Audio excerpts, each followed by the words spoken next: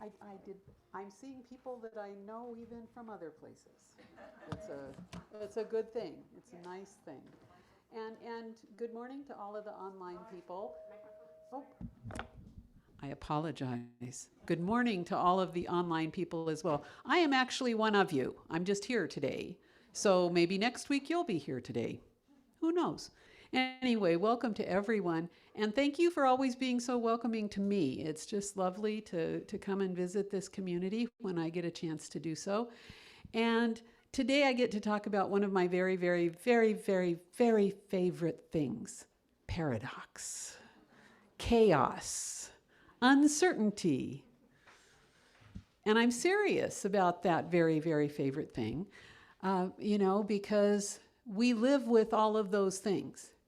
One of the sayings that I've probably even addressed it here before, one of the sayings that kind of just grates me every time I hear it is, "Oh, but it's all good." I truly, truly dislike the use of that phrase, unless it's really coming from a place of centered awareness. In truth, in that centered knowing, everything is all good. But when your life is kind of falling around behind you, just falling apart, and when things are obviously anything but good, when I hear someone just sort of be resigned and say, "Oh, well," and they throw up their hands, "Oh, well, but it's all good."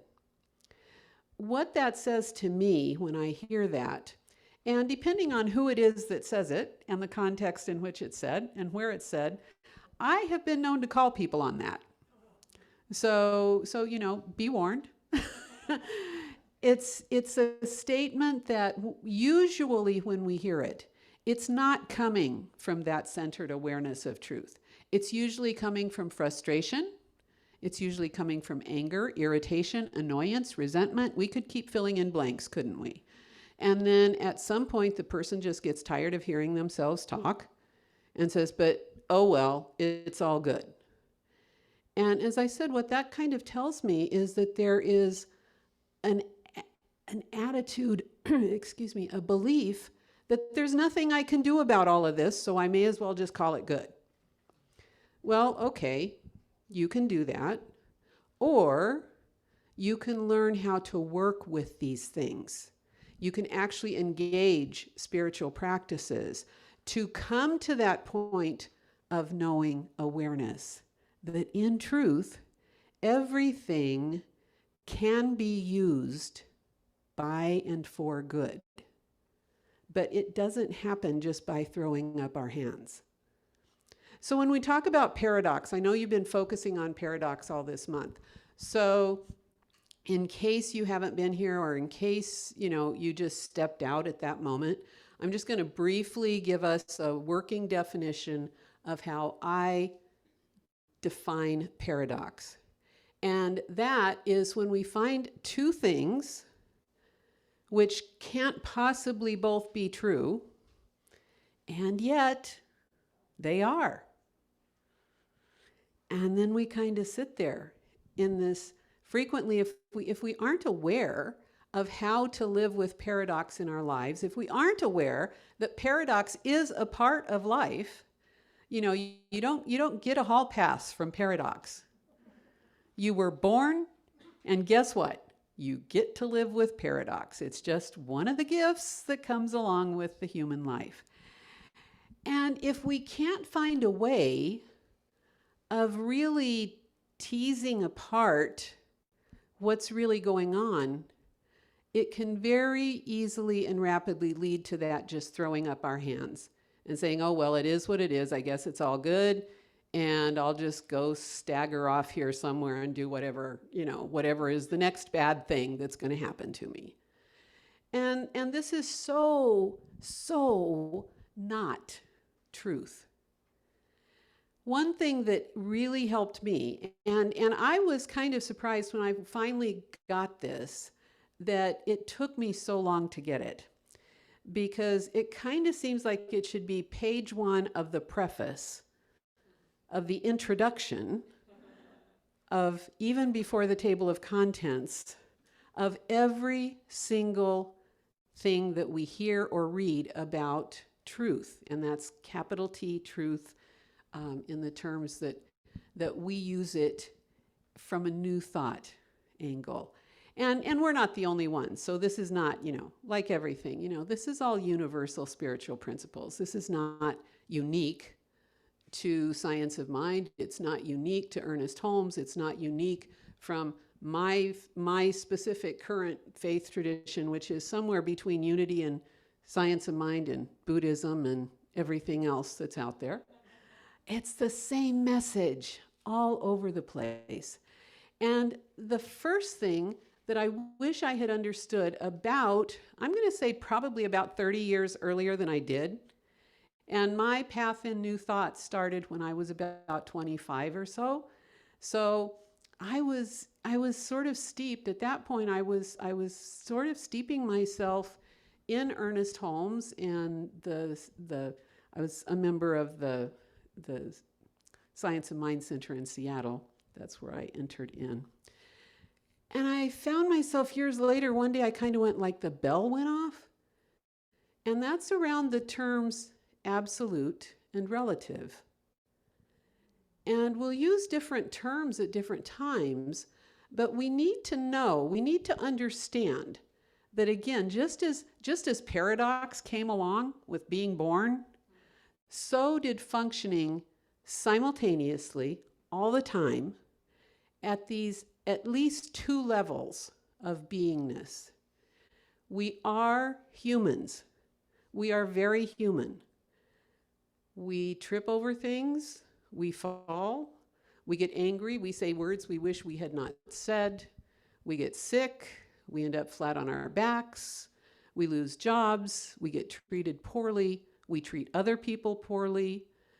We just fumble through as best we can, and at some point throw up our hands and go, okay, I guess it's all good.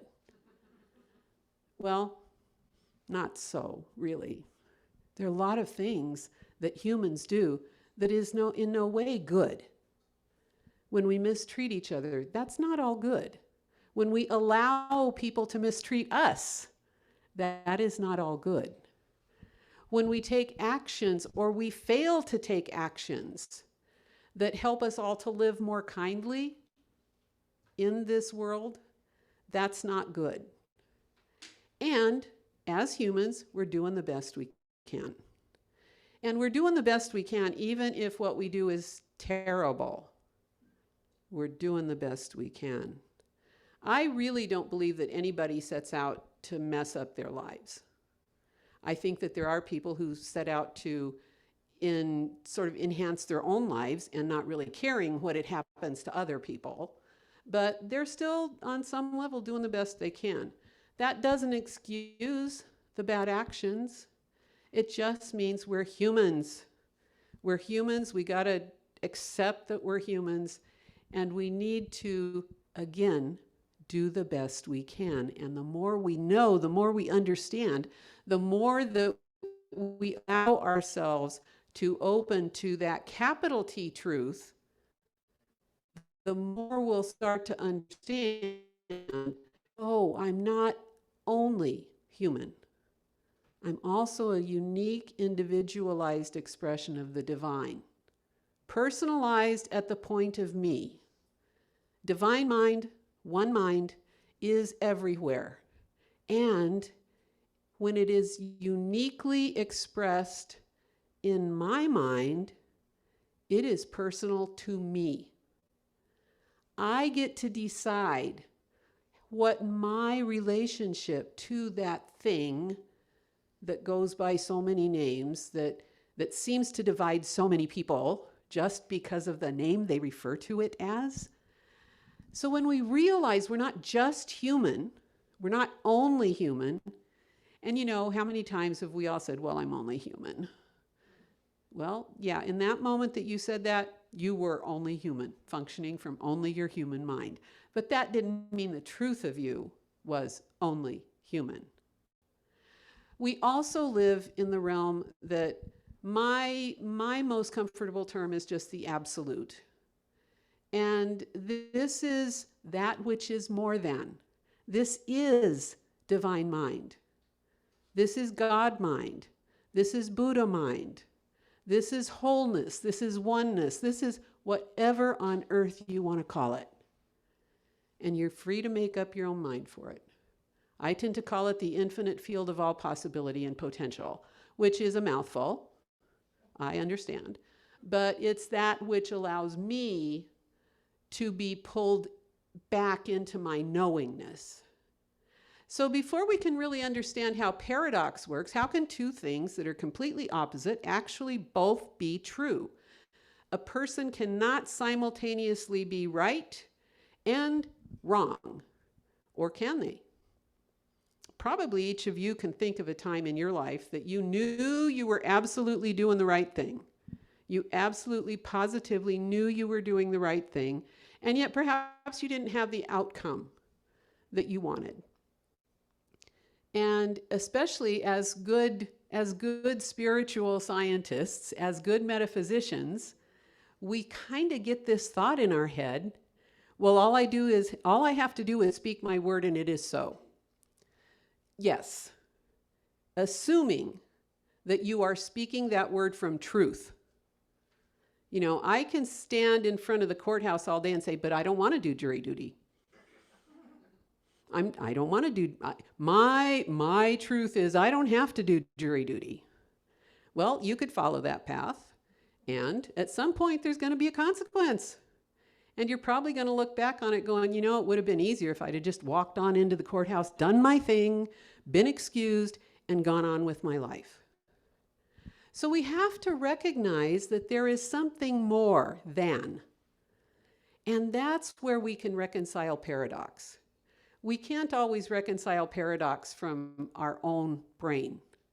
And this is where, as this week's actual outline for today's talk was, it's the genius of the word and. We spend an awfully lot of our lives just talking about this or that, right or wrong, black or white, male or female. We have such a binary orientation to life that we really find it a challenge when something cracks open that thing of right, and we even say, what do we say? Right versus wrong, left versus right. So it's not even that they're opposite, it's that they are against each other somehow. And I think most of us have seen in the past few years especially as humans who do not identify as male or female have begun to feel just barely safe enough to express that. And the response that has sometimes become an outcry against this expression of humanity. And, you know, on the one hand, we'll hear that God doesn't make mistakes, but then what do we hear? You're a mistake, basically. There's something wrong with you. And until we can really begin to recognize that everything is a spectrum, everything that the two opposites that we see are only 2 points in the whole of truth. There was a word used, every time that I do one of these talks. I love that CSL provides a continuity of topics so that no matter who's kind of speaking at that point, we can kind of build on what's been happening. And there was a term used in the notes that I received that referred to Janusian thought. Well, this was new to me. I kind of, as soon as I stopped and thought about it, I thought, oh, well, this probably has to do with those pictures of the god Janus looking in both ways. And I was correct when I Googled it and I looked at it. So for those of you who maybe didn't catch that word, or maybe it didn't come up in what you saw, there's a Roman god that's known as Janus, and it's 2 faces pointed in opposite directions. It's the same face, but it's pointed in 2 opposite directions. And So Janus is the Roman god of transitions, of beginnings, of endings, of opposites. And I thought, well, I never knew we had an actual god of that. That's very cool. I happen to be someone who is in a huge transition in my life right now. My family has owned a small business for almost 30 years, and we just sold it at the 1st of October. And I was asked to stay on as a consultant for a couple of months during the transition. And so I actually have a date, November 30th. I am retired. Oh my gosh, I have been working since I was 12. What am I going to do now? I'm not worried. I have a lot of things that I've been wanting to do, so this is not a bad thing. However, it is a time of transition. And it's a time of, there's my brother, my husband, and me. And I'm really the only one that's been going like, let's shut the doors for a year and a half. I will just say, for any of you who are small business owners, you already know this. Most of you know this whole COVID thing has not been kind to business owners necessarily. And so we did sell the business, and now I realize, well, I get to dismantle all that 30 years worth of stuff now. You really can't just close the doors and be done.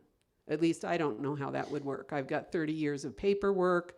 We've got 30 years of just clutter, 30 years of equipment, and something has to happen to all of that. Well, for the most part, it's been going okay, and I'm getting things done. But there's one piece of the puzzle that I have really been fretting over, and I've really been dreading. We own a small business building, a small office building here, Midtown. That's where the businesses lived. And I drive around town and I see all of the empty little office buildings. Oh my gosh, how am I ever going to sell that building? Then I don't want a vacant building that I have to worry about. We did use proceeds. We paid off the mortgage, so I don't have to, worry about that. But it's like, how long does it take an empty building to start looking like nothing is here? There's no life here. So you can just kind of move in and do whatever you want.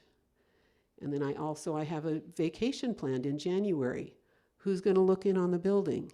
This has been really niggling in my mind, from my limited perception as a human, doing the best it can. I have seen two possibilities. One is that we just take our time moving out, wait until I come back from my vacation in January, and then we start really the work of cleaning it up, getting it ready to sell, calling in brokers, all the stuff that's involved. The other side of that was, we could just make ourselves really totally miserable for the next couple of months, get it all done, all of that, get it on the market before I go, and then just hope that nothing bad happens while I'm gone. Do either of those sound very good? I have actually been actively trying to come up with a third possibility, and I could not. I just couldn't. Well, I'm just going to tell you a little story. And so on Tuesday, I was in my office very diligently pulling paper clips out of files. My brother was very diligently getting trucks ready to sell. And somebody drove in the parking lot. I saw that my brother was talking to somebody out there, and all of a sudden I hear him say, "Oh, you need to come in and talk to my sister. She's the one you need to talk to." So, guy comes inside. My brother says, "This is so-and-so." He wonders if he can see the building. And I thought, boy, he looks kind of familiar to me, but I couldn't figure out where. He introduced himself and he said, "Hi, I'm so-and-so. I'm actually the architect that you bought this building from." He said, "What was it, 17, 18 years ago?" I said, "Yeah." And then I remembered him, of course. And he said, and keep in mind, we have no signs up. We have not, nothing has been publicized. And he says, "Can I just look around?" So, we start walking around. We go around one corner, we're out in the shop, and he goes, oh man, I used to do my welding there. That was so much fun. And then he talking over here, and then here, and about working with his dad to repaint the building. This was his first project after he had graduated to be an architect. He bought an old auto shop and turned it into a lovely little office building. So he asked me what I was going to be asking for it once I told him, that, well, we're closing up, all of this. Well, how much are you asking? I said, I don't know. Well, what do you think? I said, I don't know, and I'm not going to give you a number from ignorance. He said, I haven't even talked to anybody yet. So he asked me 3 or 4 times. I just kept saying, I said, why don't you just give me your card? And when I know what I'm asking for it, I will give you a call. So I gave him a little Post-it. He didn't have any cards. He asked for a bigger piece of paper. And he started writing, and he said, if you won't give me a number, I'll give you a number and terms. And he said, I know what you paid for the building. He added a generous profit to it. He said, I'll pay all the closing costs, as is, no inspections, and we can close any time from tomorrow through the end of the year. So if you want the money by tomorrow, I'll give it to you. I thought, well, that's a little soon.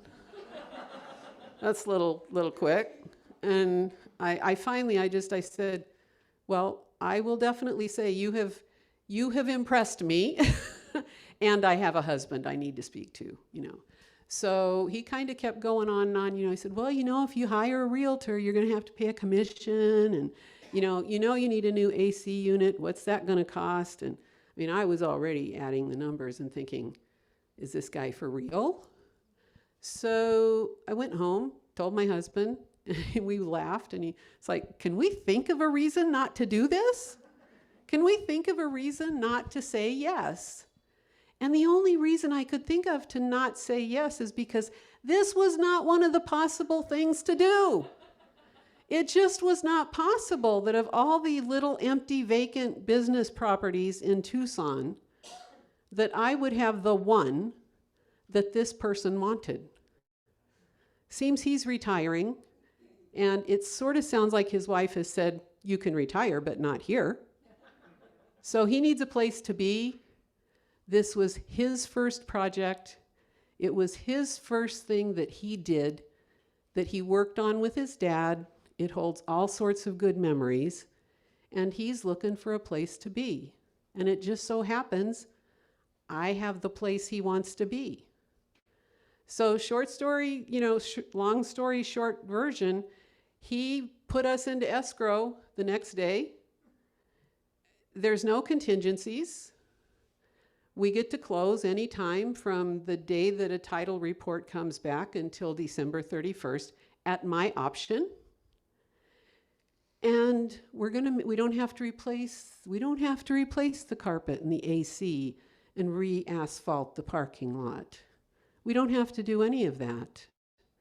All we had to do was say yes, thank you. And I spent that whole night trying to think of reasons why this was not a good thing. And you finally just kind of go, am I nuts here or what? So anyway, it's been an interesting example of finding a third solution in that binary world. And I did not create this one consciously, although it also brings us into things like chaos. How is chaos related to divine order? Well, I've known for a long time that almost every chaotic period in my life at some point made total and complete sense. Some piece was missing that did not allow me to see the order that was being brought forth. All I could see last year when we had no employees and we still had 1,000 customers we had to take care of.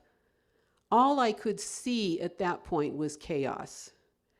And I was so immersed in how bad everything was that even though I am a good metaphysician, I did do my affirmations, I did my journaling. I did what I know to do. Every single day was still chaos.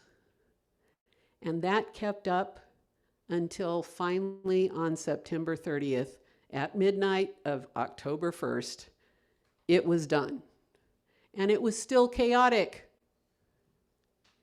And it was still something that even though I knew there would be an end, it was still chaotic. And on Tuesday at about 10:30 in the morning, the person who was the missing puzzle piece, who has also, by the way, been driving all over town trying to find a place he likes as much as that little building I bought, that little building I made 17 years ago. It was literally like, hi, remember me? You bought this from me. Can I buy it from you? I'll give you a profit. I won't have contingencies. I'll do all of this. Just say yes. And I had to lay awake all night trying to get up my nerve to say yes. But then once you do, you go, oh, I get it now. There's other stuff I can't see. So when we can include and, this is chaos, and I know that something greater is emerging.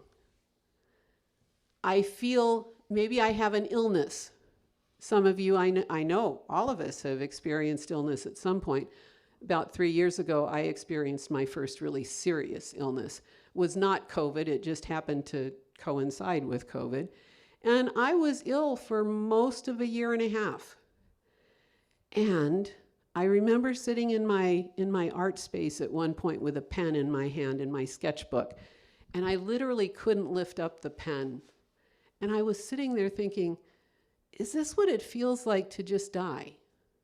That was where my thought was at that point. And I had prayer partners, I had friends who were holding the high watch for me because I had to finally tell them, I can't hold it for myself right now. I can't see any level of good coming out of this. I can't even see myself coming out of this. But I knew people were holding that vision for me. And that's where we hold prayer for one another. That's where we talk to practitioners. We get treatment. We absolutely get ourselves realigned. And bit by bit, I came back into health. And honestly, it's one of those now, I know you've all heard this from other people. Now it was a very valuable lesson in my life, that period of illness. And I feel better than I remember feeling in pretty much my whole life. But boy, was it a hard grind. So we say to each other, you know, even if you're laying there and you can't stand up or you can't sit up, we say, you are whole, complete, perfect. You are perfect health. You are wholeness expressing. And right now it kind of sucks to be a human. You know? But we remind ourselves, we do that for one another. And so when we find ourselves with this very binary yes, no, up, down, in, out, good, bad thinking, if we can just kind of remember to put that word and in truth, this is perfect harmony. I just can't see it yet. And it's hard to see, especially when we have things going on in the world as we have right now. It's hard to say. You know, can you imagine if you went to someone over in the Middle East and said, well, but you know, it's all good. What an uncaring, horrible thing to say to someone. But if we, without having to voice it to anyone else, if we can sort of mentally excuse ourselves from the chaos, center ourselves in truth, and know, yes, this is a very, very hard thing to walk through. And something higher and better is emerging.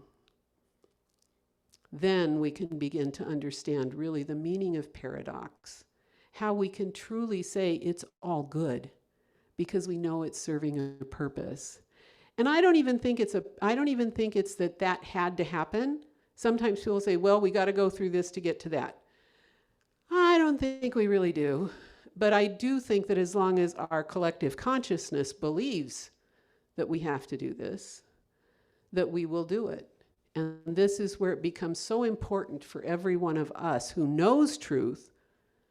We don't need any initials after our name. We don't need any titles before our name. We don't need to take 10, 20, 30, 40 years of classes.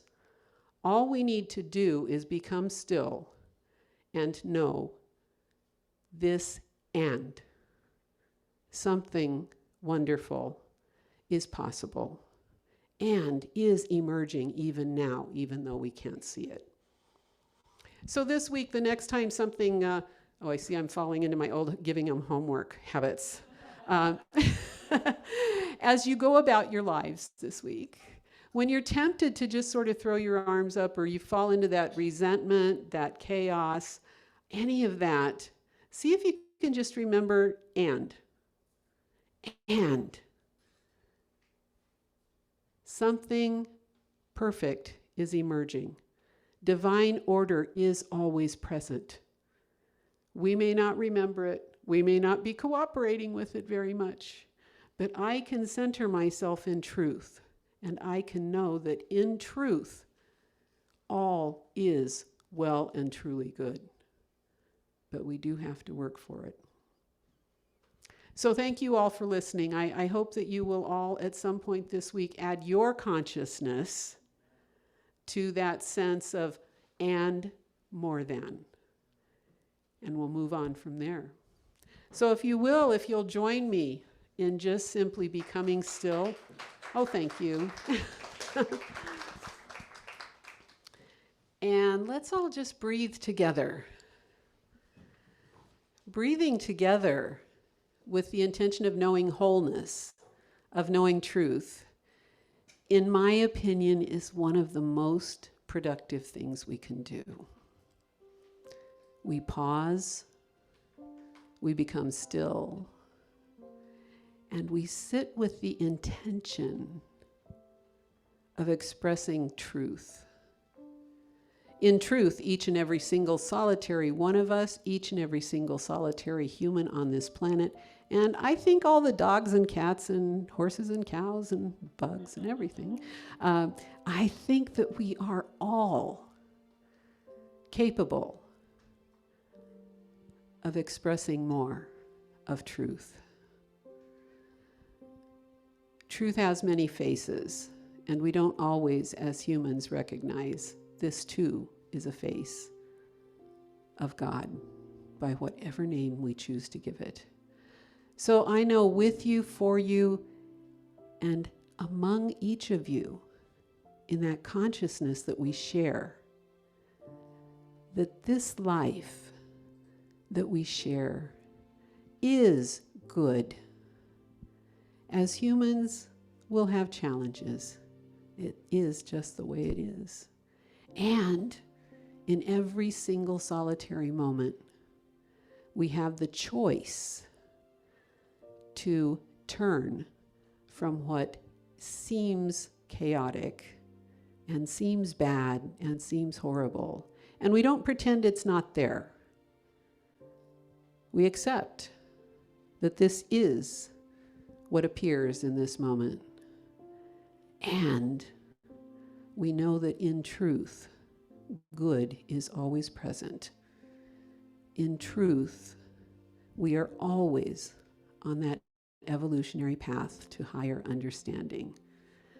So we claim together in this moment that I am strong, powerful, positive, wise, loving, fearless, free spirit. I am the divine expressing at the point I am, and that is good. And so it is. Amen.